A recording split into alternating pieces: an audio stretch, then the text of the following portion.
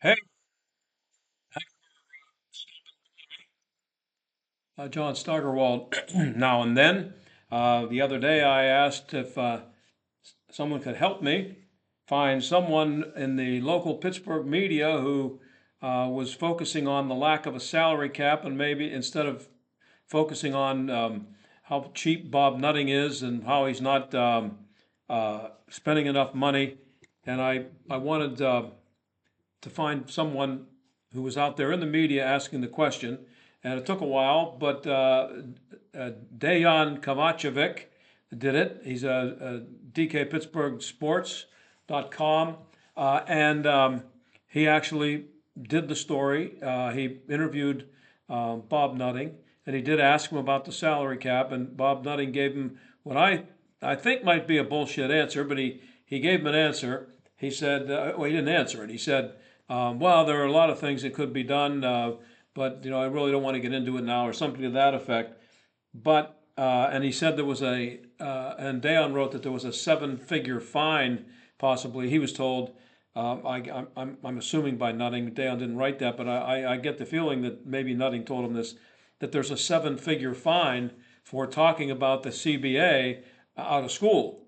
And so that's why I'm assuming that Nutting gave that excuse for not addressing the issue.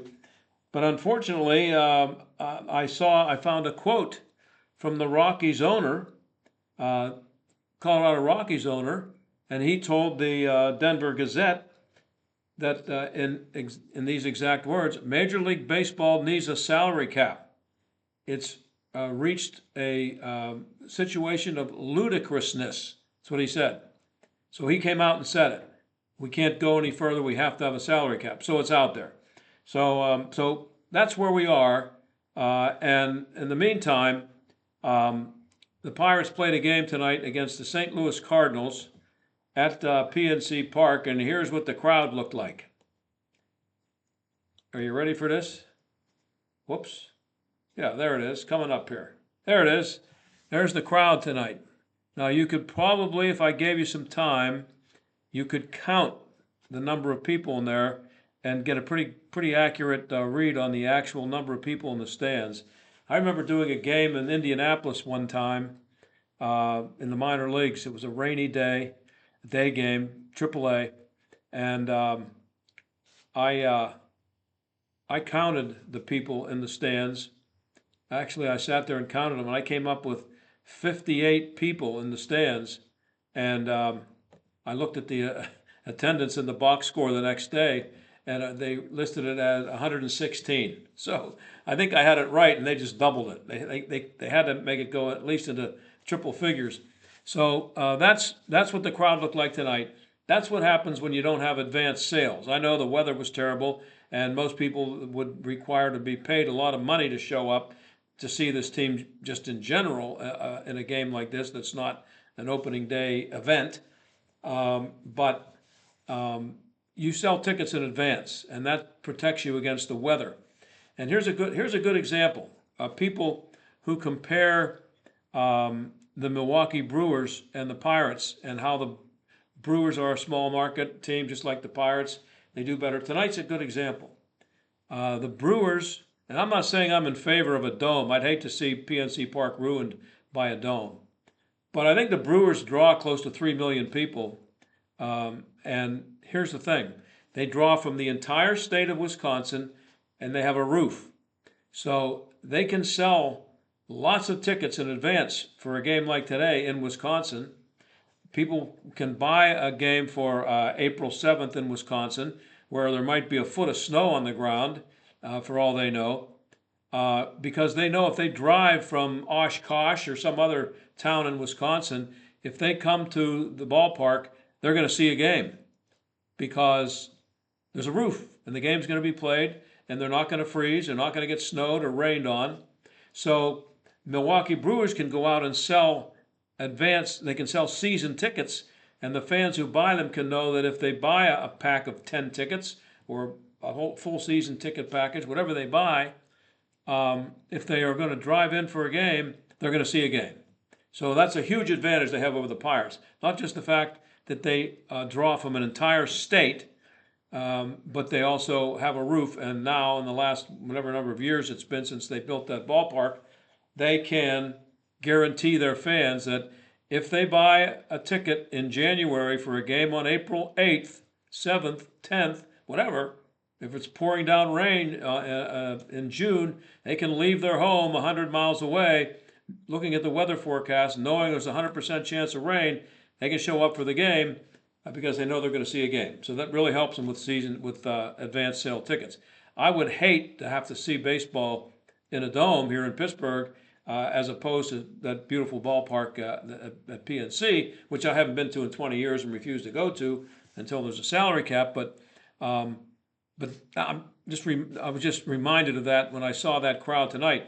They didn't sell many tickets for tonight's game. They sold a ton for the opener. I don't know what they had Sunday, but they didn't have many. They didn't have many tickets sold for that game tonight, and you see what happens. The very few people that did buy them, most of those people stayed home. So that's just a little item I thought I'd point out to you. And then, speaking of the salary cap, this is the Yankees broadcast from the game on Saturday, I believe it was. And this is his name is Michael Kay, the play-by-play guy. But this is what they were saying during the game.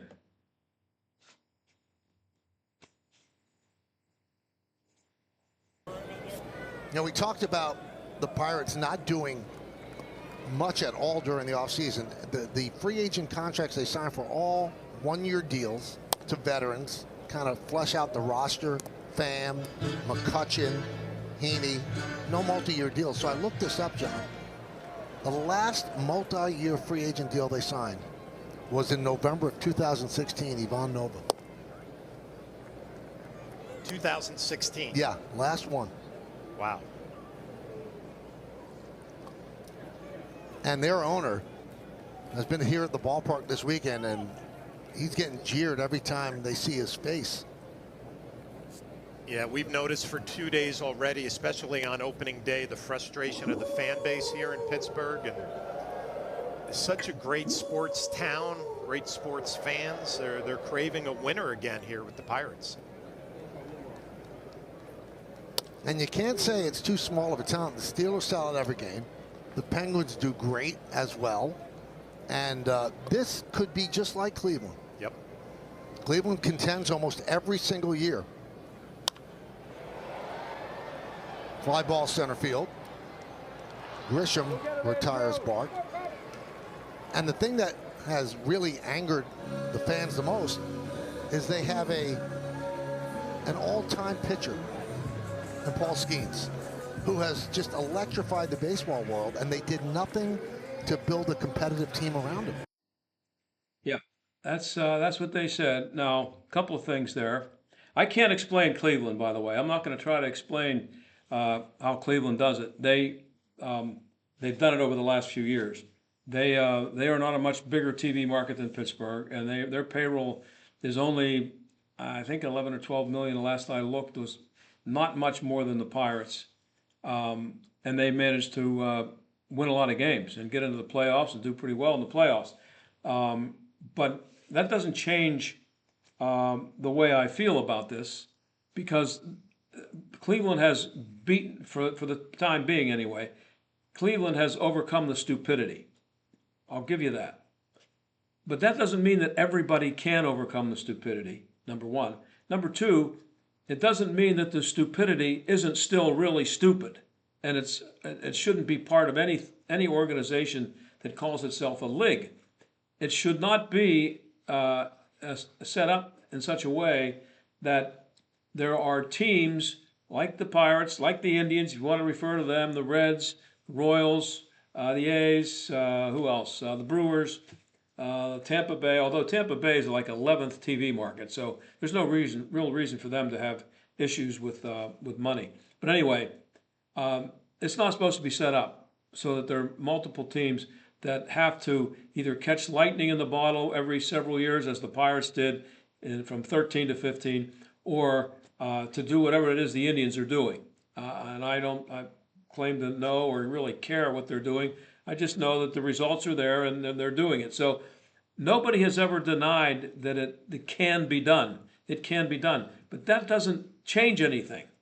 It's not supposed to be something that can be done by teams that are put in a position where it's much more difficult for them to get it done. It's supposed to be equal, not equal outcomes, equal opportunity. I mean, the Cleveland Browns are a good example of what happens when you have a terrible organization and you still have a salary cap and full revenue sharing. That doesn't guarantee anything. It just doesn't. So anyway, that's the situation with this with New York and this Michael Kay. Is that his name? Yeah, Michael Kay. So he says that Pittsburgh's a good sports town. The Steelers sell out every game. The Penguins do really well, and the Pirates should be able to do it. He's not saying that the Pirates should necessarily be able to be as successful in the one-loss situation as the Penguins and the Steelers, but the attendance is directly related to the fact that the Steelers and the Penguins win a lot. I know they're not winning as much as you'd like to see them win right now, but compared to most organizations, they win a lot, okay? And it's just a stupid, condescending thing to say that the fans should come out to see the Pirates, and assuming that they were talking about that as they were looking at the small crowd and saying it was a shame that the crowd wasn't bigger and blah blah blah, and saying that the Steelers sell out every game. It's all about the Penguins and the Steelers winning, okay? Being a team that gives their fans some hope that they can compete on a regular basis, which, the Steelers haven't had a losing season since 2003. I know, Mike Tomlin, blah, blah, blah. Still, 21 years without a losing season. Come on. You think that's the case if there's not a salary cap? You think Ben Roethlisberger would have been here for all those years? Think the Penguins would have done what they did without Sidney Crosby, who would have been gone in 2010? These guys just don't get it. They're in New York.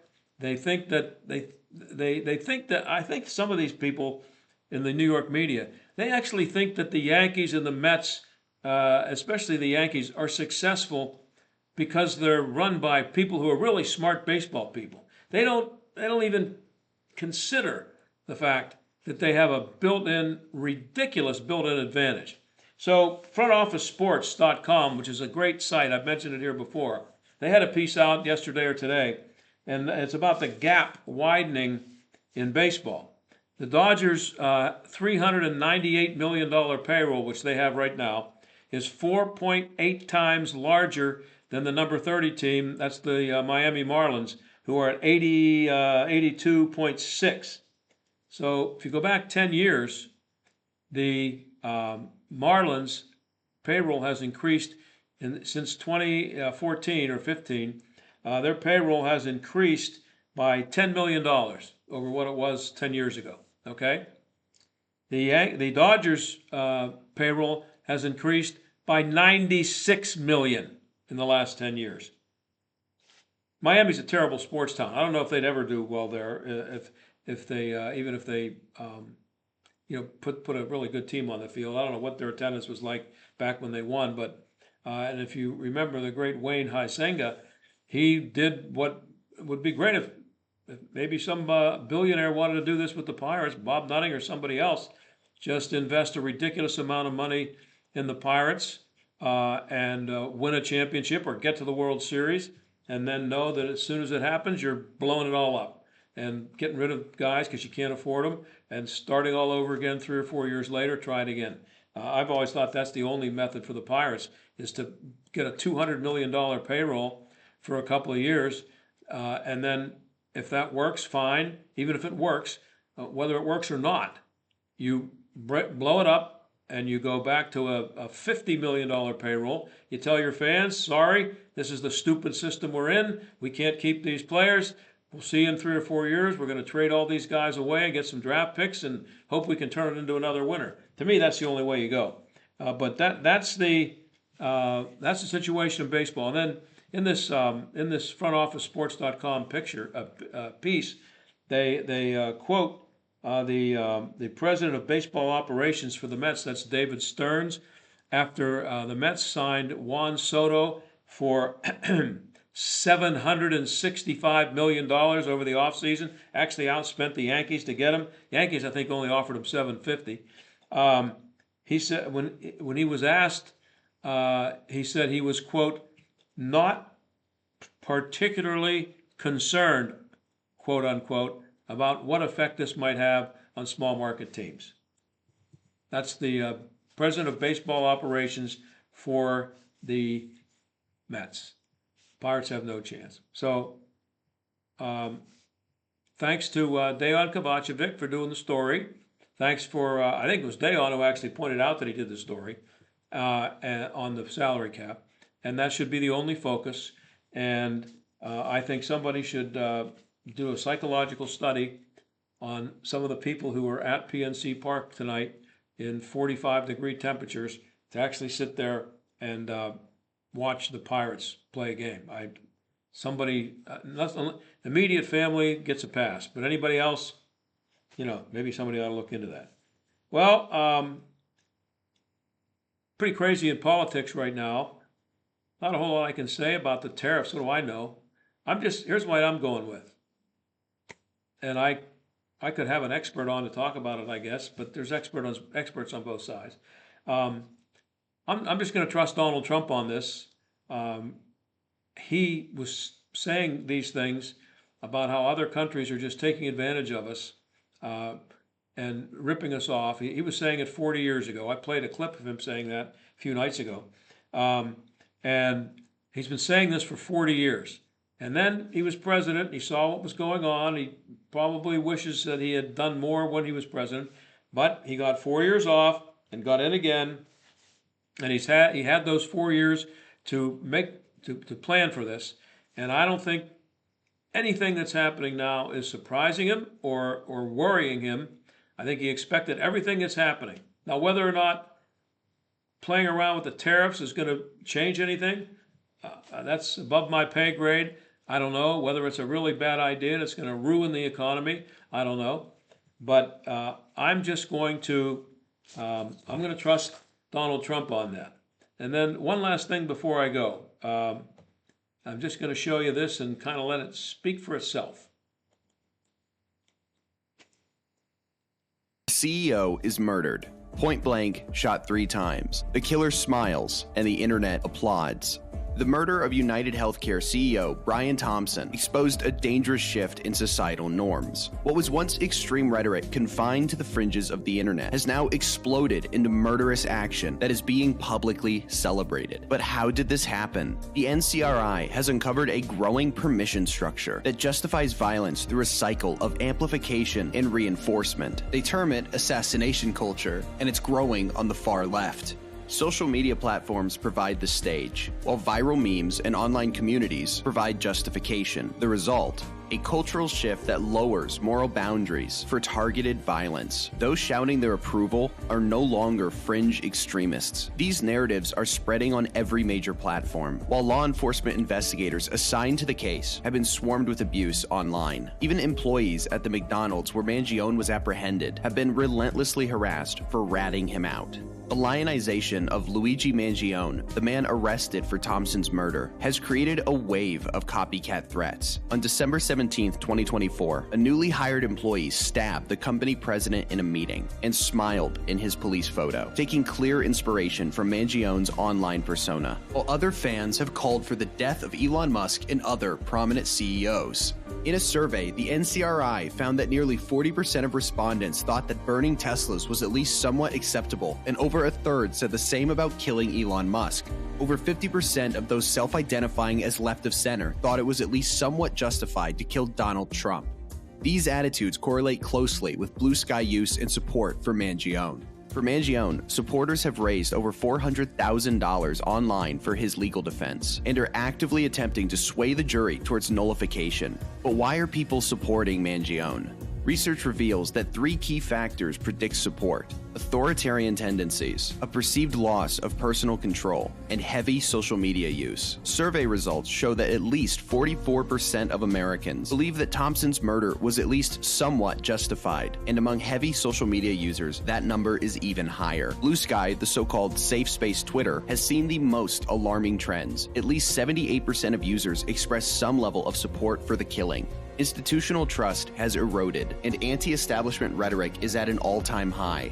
Hashtags like Eat the Rich saw approximately 400% swings, not only after the assassination carried out by Mangione, but after the attempted assassination of President Trump.